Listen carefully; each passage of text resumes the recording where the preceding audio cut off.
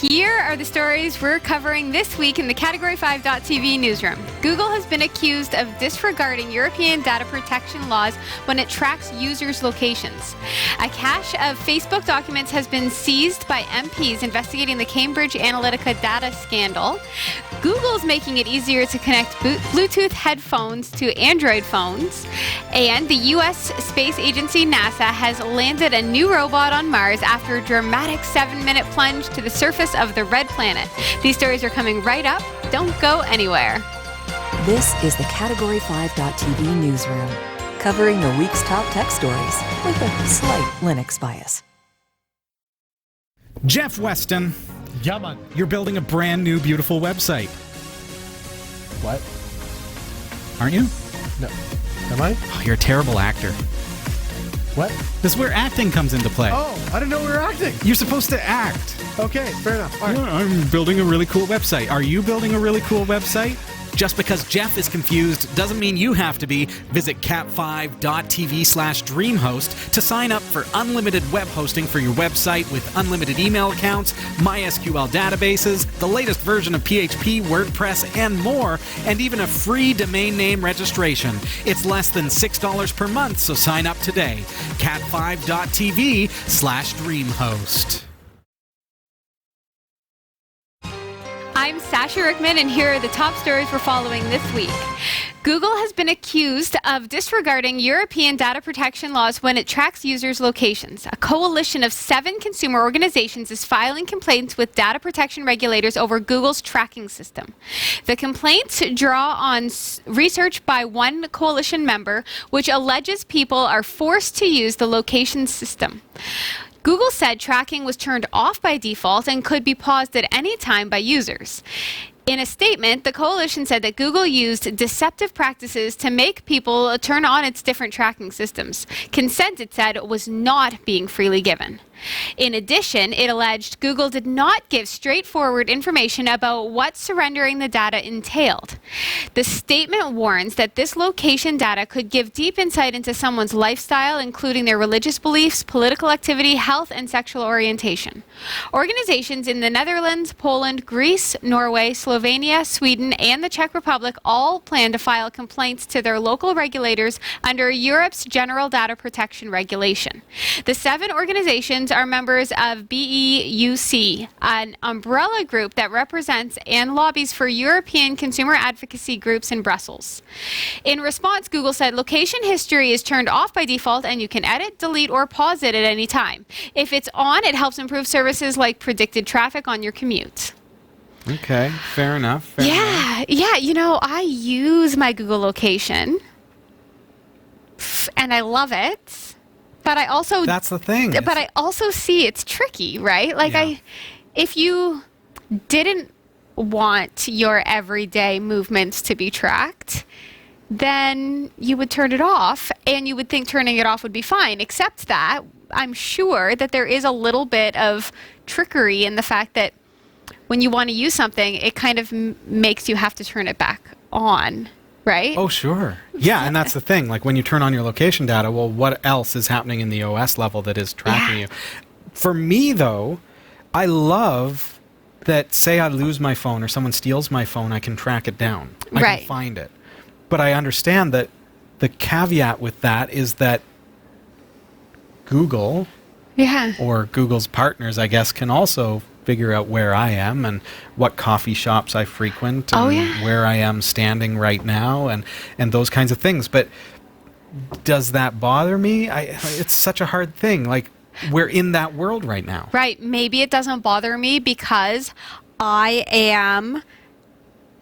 pretty much everything about me is very socially accepted. Right? So I am not in a situation where I am affiliated in some way with something that isn't like I'm not trying to hide where I'm going ever. Like ever. Like everybody knows 100%. But you like privacy when you're, you don't like it's the whole Big Brother scenario. But is our fear of the technology based on the movies that we've seen? Is it based on the thought that the government, and there are regions of the world where the government is malicious in using this kind of data? I Or joke. do we need to be more careful? Do we need to wise up I and don't say, you know. can't do this? I joke with my friends that if I ever go missing, they'll know the moment I was taken because A, I have my Fitbit on me all the track it. time, Yeah. and I have my phone on me all the time. Like, there's no way. Say, and it's not probably not going to happen, but let's just say I got kidnapped and I dropped my phone. I still have my Fitbit, Right. right? And does your Fitbit connect it though it without connects the phone? You need via the phone. GPS. Does it have GPS? Yeah, my Okay, so nice. no Maybe one of those matter fancy ones. I know. Yeah. No matter what, I am going to be found unless the person who kidnaps me says, "Okay, take off all your tech." Yeah. Right? But by So- then we'll have chips in our that's brains. true. What are your thoughts on this? Because you always have a good opinion. Yeah, that's true. Well, I kind of feel like you guys are missing the point on this one. What is the point, Jeff? Like, you're talking about the services that you use and whether you would use them or not. That's not what this is about. This is about the fact that using said services is providing unintentional information to the company. To Google. Right. Right. So But that if- information, I can then tap into it. I can use Google's locate my phone service to find where my phone is. Right, but what it comes down to, and I mean, I'm actually in the middle on this one. I don't know how I feel about the complaint because on one point, their argument hinges on the fact that they're saying it's not forthcoming as to how you're using location services data that Google's collecting Okay. from you. I'll give so them that, I sure. get that. So makes sense. But at the same time, you know that if you turn on location services for a single app, you are turns it on for giving the OS, yeah. Exactly. So Yeah. I think the issue here is not about what apps you like to use. It's Okay. the fact that the software itself does not compartmentalize the services that are being used. Right. If Google Sure. was to say, okay, fine, to deal with European Union law, we are going to make it so that if you turn location services for Waze on, location services for nothing else are activated. We don't pull the information from your Right. base operating system. Right. We don't pull it from your email. We don't, and you need to compartmentalize the permissions that you give for each individual app. And when you turn it on for the one app, it does not activate or allow the collection of data from another app. That's the simple solution to all of this. Again, I'm not It's a tough. programmer, but that's the Yeah. way I look at it. And so Yeah. I kind of see where they're coming from, but at the same time, I'm going, if you're going to turn on location services, the expectation is that location services are on whether you want it to be or not for everything else. And jumping Right. over to our Discord, the Foo says it isn't just Google that has access to that data. Data wants to be leaked. There are API failures which Sure. can get abused. And Garby goes on to say most companies purposefully obscure why they need the access, and especially for what they use the data. And it makes sense that Google, who is a data company and an information company, that is their commodity, that is their currency, the information that they're able to collect, sure. Right. It has to be useful to them. I mean, I guess maybe I'm not in a world, so to speak, of living where my location is such a big concern. The one feature on phones that actually bothers me more than location, like, I don't care if you follow if I'm in Starbucks or Tim Hortons, whatever. My issue is when you go to download an app, it's like, we need access to your data. Right. We need access to your storage. We need to save a file, so we need access to your storage. I can't say, I give you access to my storage for the purposes of saving a file. And the moment you turn on access to storage, I know. everything on your phone that is collected and built into apps, they can mine that information. That one bothers me more than anything else. It's so tough. It is tough. We're at this weird time. Like they just opened a Starbucks up the street from the studio. Yes. And I think, okay, well, for all the people who have the Starbucks app installed, so I go to the Starbucks drive-thru and I get my coffee, and they then see the way that I go to work every day. Exactly. And they say, we don't have a Starbucks along his route. And then suddenly there's one that pops up, and it's right on my route to Right. work. And so it's like, so they open a store just for you. they did. It 'Cause feels you are that the way, bald nerd. and I am there Right. faithfully. And so And I just wonder, is that data actually Right. Everything's And I being can used. see, well, I can Oh, see of the way that course. they use it to really amplify I guess, your experience in life. Like, they do sure. that, but they're also, when I was thinking about it while Jeff was speaking, I was thinking to myself, yeah, I guess if I were to, say I were to fall ill, and I didn't want people to know that, but I had to go somewhere for treatments, right? And now my location services is on, and somehow my life insurance gets And your a Fitbit hold. says that your heart is palpitating. Right, and right, and then, I mean, if that information were to get out, then it could have catastrophic. But with Google, who owns that information, now Would use they do that that? for the advertising that you Right. get. Yeah, in the but search Google engine. doesn't Yeah. care. I mean, they do care because they want that data. But I think at the end of the day, this really comes down to the fact that people don't understand what their personal information is being used Yeah. for. Of And course we don't. it's the idea that it's not even your personal information anymore. It's your personal life habits. Those are the Right. things that are being collected. And if Yep. people understood that, your personal habits are what is being data collected and monetized and categorized, and that's how you are being packaged as a commodity entity, I think that would change people's perspective. But people don't see it that way. They No. want convenience, and they go, I don't know. care. They see what I see. They see an email once a month from Google Maps that says these are the places you visited. That's cool. And I Yeah. love it. It is cool. We've got to move on to the next story, Yeah. but please comment below. This is a loaded topic because we don't really know what is the answer. But we're going to see it unfold over the next couple of years. Absolutely. Comment below. Let us know what you think. A cache of Facebook documents has been seized by MPs investigating the Cambridge Analytica data scandal. Rarely used parliamentary powers were used to demand that the boss of a U.S. software firm hand over the details. The Observer, which first reported on the story, said the documents included data about Facebook's privacy controls. MP Damien Collins later told the BBC that he believed the documents were highly relevant to his inquiry. Facebook has demanded their return. The documents were intercepted when an executive of U.S. tech firm 643 was on a trip to London. In a highly unusual move of the House of Commons, Sergeant-at-Arms was sent to the businessman's hotel, and he was given a final warning and a 2-hour deadline to comply with the order. When the executive failed to do so, he was escorted to Parliament and warned that he risked fines and imprisonment if the documents were not surrendered, the paper said. The firm is involved in court action against Facebook in the U.S., where the documents were obtained through legal procedures. Facebook told The Observer the materials obtained by the DCMS committee are subject to the protective order of the San Mateo Superior Court restricting their disclosure. We have asked the DCMS committee to refrain from reviewing them and to return them to council or to Facebook. But Damien Collins, chairman of the Commons Digital, Culture, Media and Sports Committee, says that he believes the documents, which include emails, contain important information about Facebook and other parties and how they handle user data.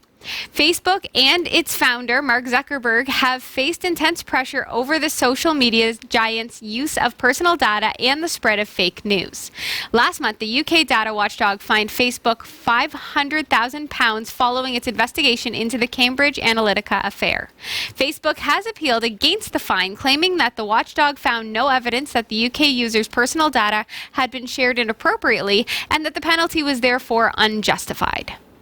Talk about topical considering the conversation that we just had. Yeah. Right. But to think that they showed up at the guy's hotel room and said, you need to relinquish those documents that you're holding in that their locked briefcase or else. Mm-hmm. I could go on for hours about this one. We just don't have the time, Jeff. You're right, we don't. I think in this scenario, I mean, put the paperwork aside. I think, and I'm not supporting Facebook or coming to the defense. I think they are the technological whipping boy right now. They I think are they're being made an example. 100%. I think somebody who is, or somebodies have gone after Facebook and said, you are the easiest target to hit on this one because they've been so open about it.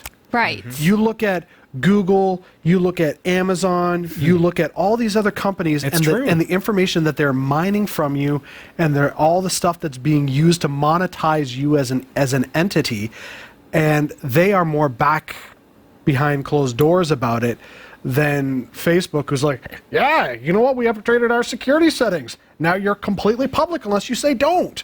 I mean, they changed the whole collection of data. They were the front runners on this like 15, 16 years ago, whenever it was that they came out. I think they're the whipping boy on this one. They're being taken for an unfair shake when at the end of the day, this is a massive issue that goes beyond Facebook. Yes. And I do think they're going to, the political entities amongst the world are going to continue to hound Facebook until it drives it into the ground. Certainly had a big impact on user base, stock. People are That's true. dropping People's faith in Facebook it. like it's hot. Well, it was the last straw for me. The Cambridge Analytical scandal was really like that news story happened at exactly the time I stepped back from Facebook. Yeah. It's like the Foos saying about how data is just longing to be exploited and stolen and Right. used illicitly. Yeah, it's I mean, what happens if one of those companies decides, you know what? Screw you. Here's all of our files. It's gone public. Take that, world. Who would do this? No, but say it right. gets, I mean, you want to go conspiracy theory because that's what this is all about. What kind of information have you got on us? Okay. So say the head of Google calls up, the U.S. government or any other European Union and says, okay, so you continue to push this issue. We're going to have a hack tomorrow. All of your account information is going live on the dark web. including anything you've ever searched. Right. Ever. Here's the thing. These companies own us. They own us. There's no way you're going to get out of it. And the amount of dark secrets that people have that they'll try to hide because it's like, I used a privacy filter on my browser. Yeah, okay. That just means it goes into the extra special folder. Exactly. Like, I clear my history. the fact is, we live in a world that is so open, you're not going to be able to control it. I just endeavor to be one of those people who doesn't have anything to hide. I don't. And I feel that's me. Right. But what if I like something were to privacy. happen? But what if something were to happen where then you did develop something to hide? Right? Okay, but here's the thing: it's not about necessarily anything to hide. I mean, you look at. I think a while ago we talked. I was talking about a podcast where they did an investigation into Facebook and how many categories that they have. Yeah. And the data. It was like And we've 57. looked at it. Sasha and I Yeah. downloaded my info. Right. So, but you take that stuff and the way that you use your devices, the way you use your technology, they create profiles about you. Anybody gets that information. You might not have anything to hide, but your habits and the way you do things, they can spin it any way they want. Like, the fact is, you just can't avoid it. That's true. Wow, that's dark and ominous. Thank you, Jeff, for that bit of input. Sorry, I'm a downer. The world's about to end. You can't avoid it. Sorry, folks. Well, but that's why I say, like, I think Maybe- Facebook's taking an unfair kick at the can on this one. Like, they're getting beat up. Sorry, Jeff. We're going to move on. I'm pushing buttons. Give them the hook around I feel the like neck. it's Off like stage you go. at the Oscars when they start the where they start the need one of music, those but Yeah. Oh, boy. Google's making it easier to connect Bluetooth headphones to Android phones. Last year, Google announced Fast Pair to make it easier to connect wireless headphones to Android devices, and now the company is taking that tech a step further. Once users set up Fast Pair on an Android device that's signed in with their Google account, other devices that are signed into the same account will be able to Fast Pair as well. This allows Fast Pair to work similarly to Apple's W chip series that also makes it so users don't have to repair their headphones to multiple devices that are signed into the same account. Google is taking it even further in 2019 when it plans to add the feature to Chrome OS. Perhaps after that, it will come to Android TV as well. The feature works by sending out signals over Bluetooth low energy that will then prompt nearby Android phones running Android 6.0 and newer with a notification that says tap to pair with device. Google promises that it's working with tons of manufacturers like Jaybird, Anker, Bose, and more to bring the technology to more headphones. I like that because I feel like I'm constantly having to repair my headphones. Yes. Yes, all the time. Yes. Really annoying. Yep. And I can't stand it when a Bluetooth device accidentally gets paired with like a neighbor's speaker system or something. Although it makes a really good gag. I don't even. Okay, I have to hear that one someday. We went to a New Year's Eve party at the neighbor's house down the street, actually quite a distance down the street, and Dave casted to their TV. Yes. Just for the night, like some music videos and Okay, yeah. everything. Well, then he tried to cast to our TV. And it was connected to theirs. And it was still connected to theirs. Now, Oh. it was like hilarious and like it was just like another music video or something. But they messaged Dave immediately. They were like, "Are you trying to watch something right now?" Yeah, I've done that in hotels. amazing. Yeah. Because if you're in a hotel where they've got like connected TVs, I've been watching TV and had people cast to my TV.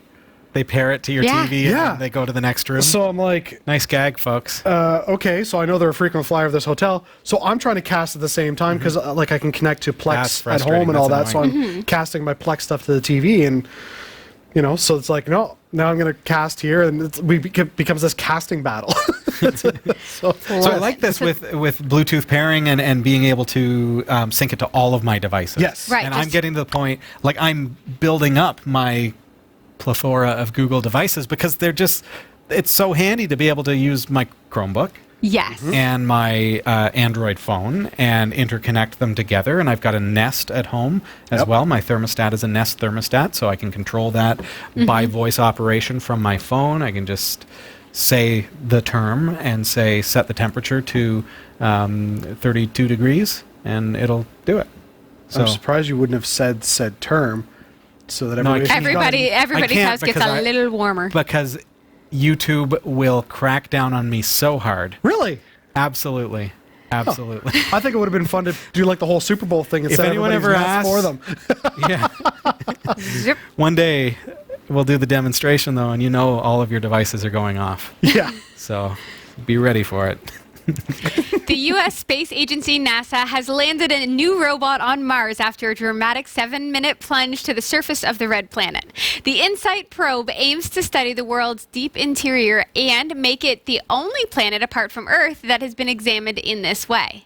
The robot's touchdown ended in an anxious wait in which it radioed home a series of updates on its descent.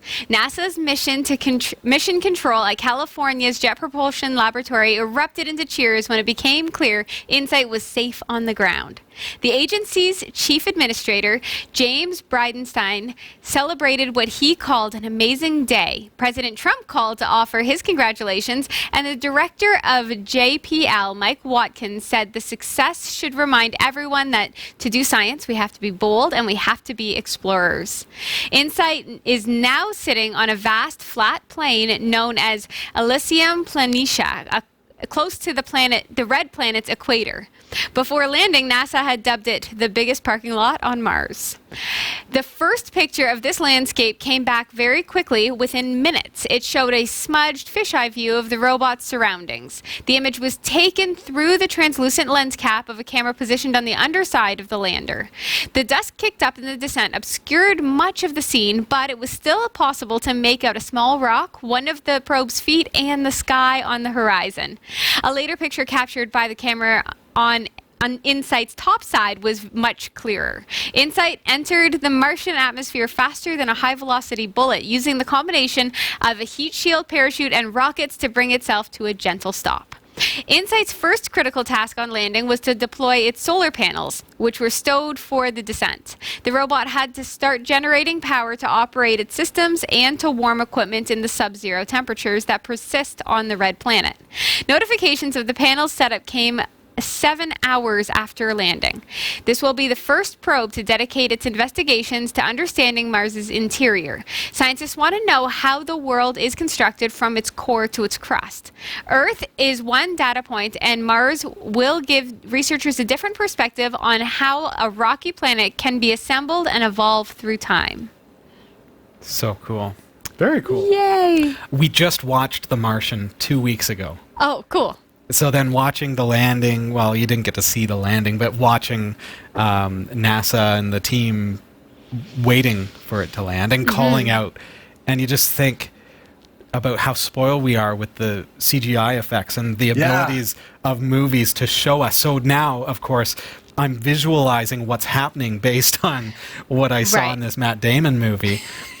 And I'm thinking, and I turned to my wife and I said, if I was to design InSight, if I was the guy who designed it, well, first of all, it would have disintegrated upon leaving Earth's atmosphere. But if in my head, if I actually did a good job, I would have had a secondary unit that would have separated from InSight just before it entered the atmosphere of Mars, and it was just a camera unit that just took a video of it going down onto the planet and then sent that either to the unit or back to Earth, so that we could actually see it. Yeah, because hearing them call it out, 20 meters, 17 meters,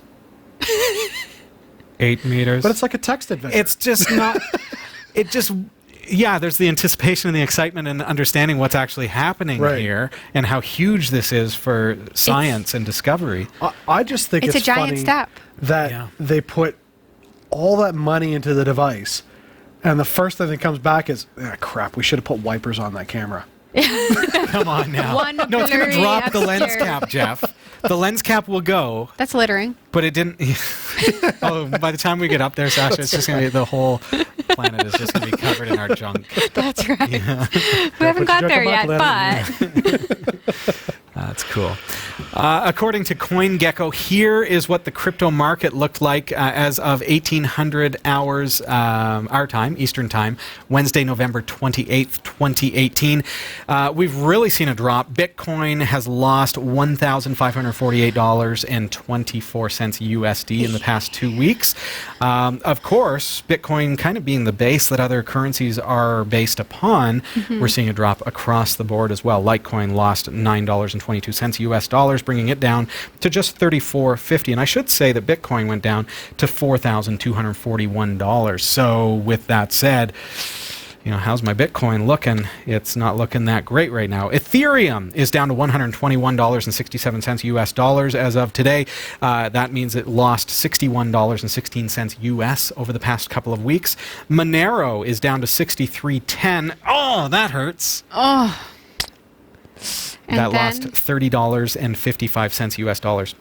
We've also got the small guys. Stellite lost 2.58 ten thousandths of a cent, bringing it down to 2.57 ten thousandths of a cent, basically cutting it in half from where it was 2 weeks ago at 5.15 ten thousandths of a cent.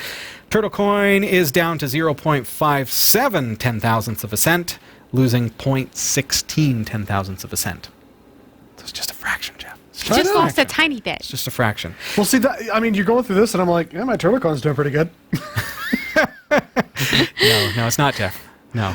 But comparably, Just remember, you everybody, didn't lose as much. Just remember, we can joke about it, the cryptocurrency market never closes, and it's always volatile. We've seen it dropping over the past couple of weeks, and don't really know whether is it people not really sure whether they can put confidence in it, is various markets. We don't know. We're not going to touch on it, Jeff. Nice try. I saw that hand raising. We can't touch on it because we do not give financial advice on this show. But Sasha. Yes, I would like to say big thanks to Roy W. Nash and our community of viewers for submitting stories to us this week. Thanks for watching the Category 5.tv newsroom. Don't forget to like and subscribe for all your tech news with a slight Linux bias. And for more free content, be sure to check out our website. From the Category 5.tv newsroom, I'm Sasha Rickman. And I'm Robbie Ferguson. And I'm Jeff Weston.